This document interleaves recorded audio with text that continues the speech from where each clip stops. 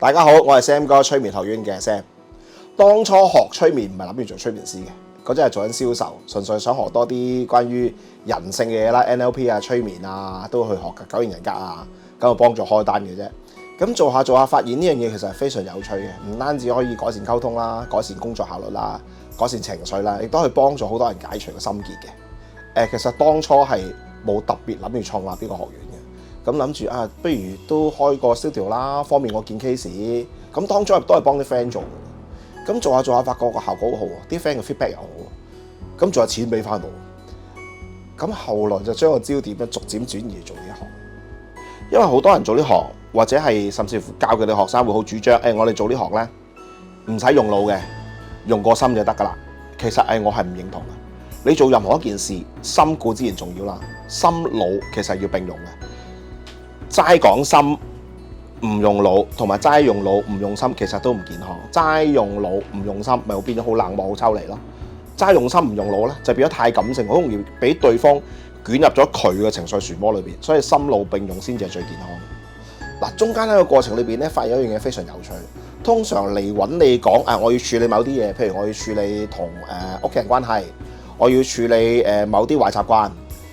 後來發現咧，真正要處理嘅嘢同佢口頭上講要處理嘅嘢咧，往往係兩回事嘅。例如有一個個案非常深刻印象，有一個女士，佢嚟見我嗰陣咧，佢話我要去處理酒癮嘅問題，我有好嚴重嘅酗酒習慣。咁我問佢啦，你個酗酒習慣嚴重到咩程度啊？佢用翻佢嘅字眼啊，佢話一個禮拜咧至少會劈冧2-3次嘅。咁我話你10年前點樣開始呢個習慣咧？佢話我10年前點樣開始咧？記得啦，10年前咧我啲 friend 揾我話失戀，話好唔開心，咁揾我傾訴，咁話點傾訴？不如你飲酒啦咁樣。其實我就唔中意飲酒嘅，不過我啲 friend 既然失戀啊，要佢飲酒，我就唔忍心推佢。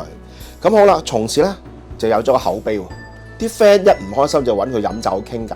我同佢傾偈咧，發覺佢其實係唔中意飲酒啊，但係佢個心魔就咩？唔敢推人。咁真正處理嘅問題唔係酒癮咯，係唔忍心推人呢一個心病咯。咁翻去到做催眠治療啦，開翻到個童年畫面咧，原來個童年有一幕咧，佢父母啦離咗婚啦，咁跟住阿媽，咁阿媽就將佢交咗俾一個姨去湊佢，因為阿媽要打工啊嘛，要養個女啊嘛。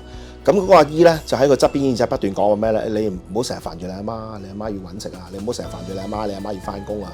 你唔好成日煩住你阿媽，你阿媽要新嘅生活，好似催眠咁樣。